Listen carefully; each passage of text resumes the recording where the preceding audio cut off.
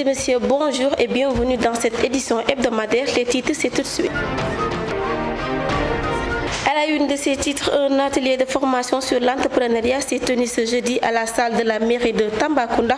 Nous écouterons Paul Zanouveau au courant du développement. Le panier de la ménager souffre depuis un certain moment avant la fête de la Tabaski. Les consommateurs se sont plaints de la cherté du prix des légumes. Nous écouterons au courant du développement un micro-trottoir signé Amina Fall dans le cadre du projet de construction de 23 centres de formation professionnelle par l'État du Sénégal partout dans le pays. Un CRD a été tenu ce mercredi 19 juillet 2023 à la gouvernance de Tambacounda. Mesdames et messieurs, voilà tout pour les titres. Le développement, c'est après ceci.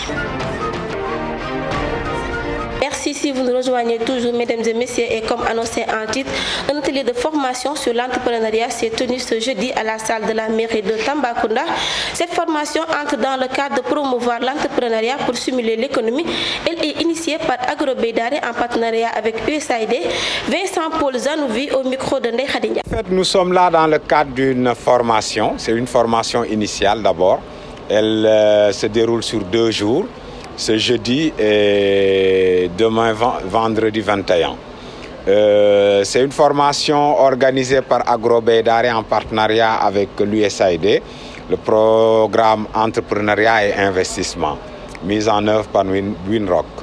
C'est une formation initiatique qui va concerner une centaine de jeunes qui sont présentement dans la salle, mais qui sera ensuite renforcée par un temps de mentorat de 6 mois qui va débuter très prochainement. À l'issue de ce temps de mentorat, une soixantaine de projets seront retenus et financés pour différents secteurs d'activité. Nos critères de choix, ce sont essentiellement la motivation. Voilà, puisque c'est ce qui est en fait l'aspect le plus recherché chez un entrepreneur. C'est quelqu'un de motivé, de déterminé, d'engagé et qui a une idée qu'il a envie de mettre en œuvre. Donc nous avons mis en place un dispositif pour s'inscrire qui nous permet en fait de pousser le participant qui s'inscrit à décliner sa motivation et à le décliner de manière quand même assez détaillée puisqu'on existe un certain nombre de caractères, au minimum 150 caractères en ce qui concerne la partie relative à la motivation. Oui, il est prévu, en fait ce que nous faisons là avec l'USAID, c'est en fait un modèle assez original puisque la formation ne se limite pas à ça. Là, nous arrivons juste à disposer d'une banque de données sur un potentiel groupe d'entrepreneurs avec qui il est possible de travailler. Mais ce qui est prévu à la suite de cette formation, c'est de les accompagner, chacun à rédiger son plan d'affaires, un plan d'affaires assez détaillé et à le mettre en œuvre au fur et à mesure. Avec USAID, il y a plusieurs partenaires financiers qui sont impliqués dans le cadre de ce programme-là, qui vont chacun avec ses conditions, voilà, les présenter et les entreprises verront avec quel partenaire financier il est préférable de s'accompagner. Oui, en fait, on est de plus en plus dans une logique d'approche marché. À l'époque, il y avait plus des projets sous l'approche, il y avait plus des appuis sous l'approche projet, où les gens bénéficiaient d'investissements et après ils étaient en fait libres de continuer ou de ne pas continuer. Alors que dans le modèle qui depuis quelques années est en train d'être promu, c'est de l'entrepreneuriat, c'est du business. Il faudrait que les gens puissent participer à l'effort de développement économique. Et quand on dit participer à l'effort de développement économique, c'est payer ses impôts, participer à créer des emplois et des emplois de manière durable. Et pour ça, il faudrait que les gens s'inscrivent dans une dynamique où ils sentent de plus en plus qu'ils participent à l'effort de développement économique. Travailler avec les banques, certes, c'est quelque part contraignant, mais ça participe à maintenir un bon nombre d'emplois au niveau des banques, à les pousser même à créer davantage d'emplois, parce que les produits que nous développons avec eux leur poussent à recruter de nouveaux personnels pour gérer ces questions spécifiques sur lesquelles ils sont en train de travailler aujourd'hui. Donc, oui, ce sont des fonds qui seront mis à disposition, mais qui vont être remboursés pour, dans certains cas, constituer ce qu'on appelle une incitation financière. Dans d'autres cas, pour tout simplement rembourser la banque afin qu'elle puisse financer d'autres personnes dans d'autres secteurs. Un CRD a été tenue ce mercredi 19 juillet 2023 à la gouvernance de Tambacounda dans le cadre du projet de construction de 23 centres professionnels par l'État du Sénégal partout dans le pays. C'est pour le lancement du projet de construction du centre de la commune de Missira. Cette rencontre s'est tenue sous la présidence de Madame l'adjointe au gouverneur chargé des affaires administratives, Maud Manga, en présence de tous les chefs de services régionaux. Ibrahima Diallo était sur les lignes. La commune de Missira va bientôt abriter un centre de formation professionnelle qui va largement participer au développement socio-économique de la commune. Nous sommes aujourd'hui à Tamba dans le cadre du lancement du projet de réalisation d'un centre de formation professionnelle à Missira, ce qui entre dans le cadre de ce que nous appelons la phase 1 d'un projet global de construction de 23 centres de formation professionnelle avec notre partenaire Focus Éducation. Et donc aujourd'hui, nous avons eu l'honneur de tenir la première réunion de lancement avec le CRD restreint de la région de Tambacounda, sous l'autorité de Madame le gouverneur, en présence des chefs de services régionaux impliqués directement dans la réalisation de ce projet auquel l'État du Sénégal attache une très haute importance. En marge de la rencontre de lancement de ce projet, M. Chiché Kandaou est revenu sur la question des logements autour de ce centre, qui est une inquiétude de certains partenaires. La contrainte de l'hébergement des apprenants a été posée. Aujourd'hui, comme je l'ai dit à M. le maire qui est présent, ce problème peut être réglé en collaboration avec les acteurs territoriaux. Parce qu'il faut savoir que dans le cadre de la territorialisation des politiques publiques, l'État du Sénégal a renforcé le leadership des collectivités locales à travers ce qu'il a appelé un décret permettant la mise en place des ententes. Donc les territoires qui sont les collectivités locales, n'est-ce pas, de ces localités-là, disons, peuvent entre elles développer des synergies, rechercher des partenariats et d'ores et déjà commencer à proposer une offre de logement et de réalisation aussi de logement. Et il y a aussi les habitants de la zone. Quand on installe un centre de formation de cette dimension et de ce niveau-là, il s'agit justement de réaliser un investissement structurant qui va renforcer l'attractivité du territoire.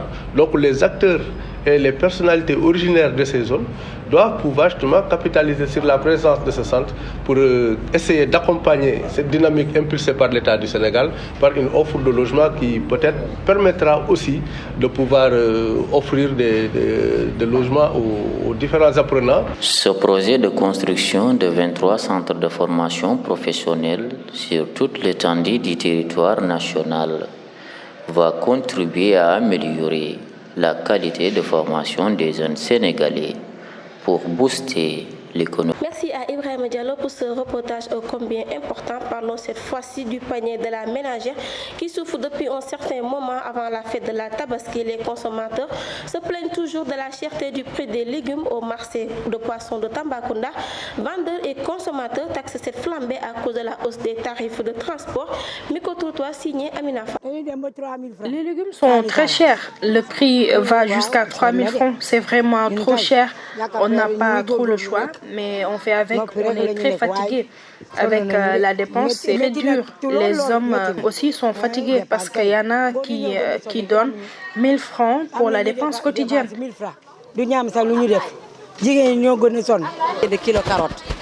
On ne peut pas acheter le kilo de carottes à 3 000 francs, l'aubergine, entre autres, et ils ne vendent pas les choses au moins de 250 francs. Tant que tu n'as pas plus de 250 francs, tu ne peux rien acheter avec.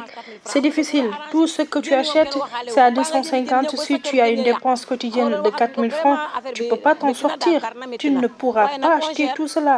Ça n'arrange personne. Le poisson, on n'en parle même pas. Tu amènes chez toi, ça se gâte. C'est vraiment déplorable.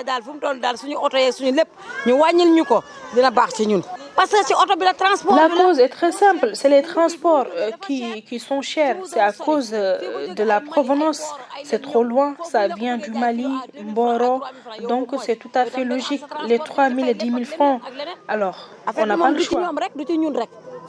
Et pour terminer, parlons sport en perspective du mouvement navétane et pour sa réorganisation et sa redynamisation. Une rencontre s'est tenue ce lundi 17 juillet 2023 au conseil départemental de Tambacounda en présence de tous les acteurs du mouvement navétane et du sport de la région sous la présidence de M. l'adjoint au préfet du département de Tambacounda. Un reportage signé Ibrahim Diallo. Ce lundi 17 juin, au conseil départemental de Tambacounda, les acteurs du mouvement navétane ont tenu une rencontre pour discuter des nouvelles perspectives du mouvement navétane. Nous sommes réunis ici au conseil départemental pour les besoins des concertations régionales sur les navétanes. Comme vous le savez, les navétanes ou championnats populaires constituent un moment extrêmement important pour la vie des jeunes pendant les vacances. Ça permet de les occuper, ça leur permet également d'exprimer leur talent en tant que footballeur. Alors, conscient de ce que le navétane peut apporter pour les jeunes, les plus hautes autorités du pays ont instruit les services pour organiser au niveau de chaque région des concertations qui annoncent de larges concertations nationales qui aura lieu incessamment sous l'autorité de M. le Premier ministre.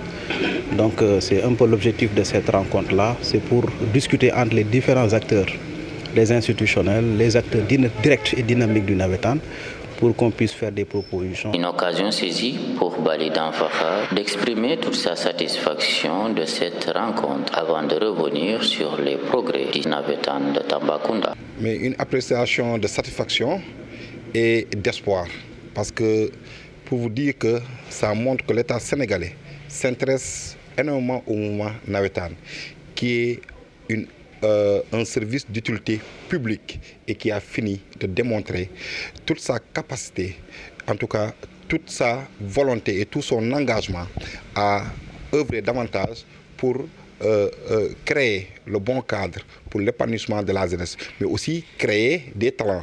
Parce qu'il ne faut pas l'oublier ni l'ignorer qu'il y a pas mal de révélations que le Sénégal a connues à travers le mouvement navétane. Donc ceci, je pense que ce forum est venu à son heure pour en tout cas montrer tout le rôle ou toute l'importance que le mouvement navétane est en train de participer pour le développement socio-économique de notre pays. Étant la principale occupation pendant les vacances, le navétane va connaître des progrès importants qui impactera positivement le secteur socio-économique de la commune de Tambacounda. Mesdames et messieurs, voilà ce qui met fin à cette édition. Merci de l'avoir suivi. Merci à l'équipe technique et rédactionnelle qui ont participé à la bonne réalisation de cette édition. Quant à moi, je vous donne rendez-vous à la semaine prochaine.